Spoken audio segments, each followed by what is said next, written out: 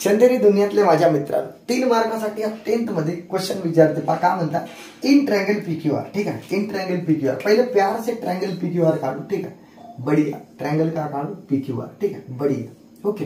अशा प्रकारे पीक्यूआर इथपर्यंत clear. PM is a median, चला पीएम इज अ मीडियन, तर पीएम मीडियन कुठून मान के चलो मिड पॉइंट पर, मिड पॉइंट ना सपोज दैट हा मिड पॉइंट, तर पीएम सपोज दैट हा मीडियन आहे। ठीक आहे, आणि पीएम इज इक्वल टू 9 दिला, हा 9 दिला। ठीक आहे, इथपर्यंत क्लियर। त्यानंतर पीक्यू आणि पीआर, ठीक आहे, याचा स्क्वेअर 290 देऊ नाही।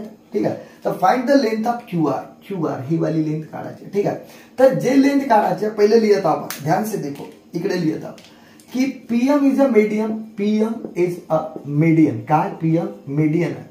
ठीक आहे, पीएम मीडियन। ठीक, तर जसा मीडियन म्हणला तर एम काय, M is midpoint, M is midpoint, बहुत ही बढ़िया। ठीक आहे, एम इज मिड पॉइंट आहे, तर जसा मिड पॉइंट झाला तर सर्वांनाच माहित आहे की क्यूएम म्हणा किंवा एमआर म्हणा, ओके क्यूएम किंवा एमआर म्हणा, हा हाफ राहते कोणाच्या, हाफ राहते कोणाच्या, क्यूआरच्या। ठीक आहे, आणि ध्यान से देखो हाच फाइंड करायचा आपल्याला। ठीक आहे, म्हणजे सर जर मी क्यूएम काढलं ना विषय क्लोज आहे। ठीक आहे, इथपर्यंत क्लियर आहे ओके। तर याला इक्वेशन नंबर फर्स्ट मी देऊन ठेवलो, मान के चलो इक्वेशन नंबर फर्स्ट। आता काय होईल पहा, इकडे पहा, तुम्हाला एक गोष्ट माहित आहे का, पीएम जर मीडियन असेल, का असेल पीएम मीडियन असेल। ठीक आहे, म्हटलं कोणाचं ट्रायंगल पीक्यूआर, तिथे काय म्हणेल पहा, PM is median, is a median कोणाच्या ऑफ ट्रायंगल पीक्यूआर।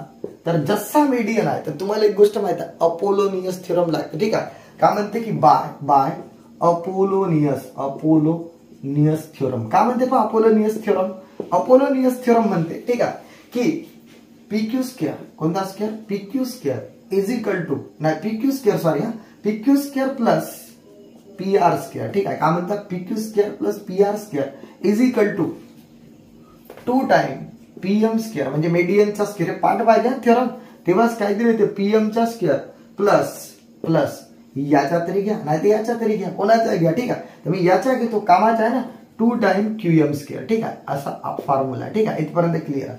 आता PQ square plus PR square sir देऊ ना 290। ठीक आहे, 2 पीएम माहित हो सर, पीएम सुद्धा देऊ ना 9चा square plus 2 QM square. Okay, आता एक काम करा, इकडे पहा, ध्यान से देखो। ठीक आहे, आता का 2 इंटू 9च्या 81 प्लस 2 क्यूएम स्क्वेअर। ठीक आहे, इथपर्यंत क्लिअर आहे। आणि 290 मी आता या कोपच्यात पाहत आहे का 290 जसा आहे तसा। ठीक आहे, एक काम करा, 2 1 जा 2, 2 8 जा 16, म्हणजे किती 162 ना। हा जो 162, ओके इकडे लिहून घेतो 162, इकडेच लिहून घेतो ना 162 प्लस 2 क्यूएम स्क्वेअर, जो का तो लिहिलो। ठीक आहे, इथपर्यंत क्लिअर आहे। आता आहे का ध्यान से देखो की 290 कडे 162 आहे आणि इकडे 2 क्यूएम स्क्वेअर। ठीक आहे, आता एक काम करतो 290 मधून 162 मायनस करतो, बहुत ही प्यारा। ठीक आहे, इथपर्यंत क्लिअर आहे ओके। तर पहा मायनस करता किती येईल पहा, 8 राहिला, आणि इथं काय पहा कॅरी 1। ठीक आहे, म्हणजे 2। ठीक आहे, इथपर्यंत आणि 128। ठीक आहे, इथपर्यंत क्लिअर, 128 आला ओके। आता का होईल, आता का याच्यानंतर येत आला 128 is equal to 2 QM square. आता आपल्याला QM square is equal to 128, हा जो मल्टिप्लाय आहे ना डिवाइड होईल का नाही, म्हणजे 2 1 जा 2, 2 6 जा 2, 2 4 जा 8, म्हणजे QM square is equal to किती आला चेक करा, QM square is equal to 64।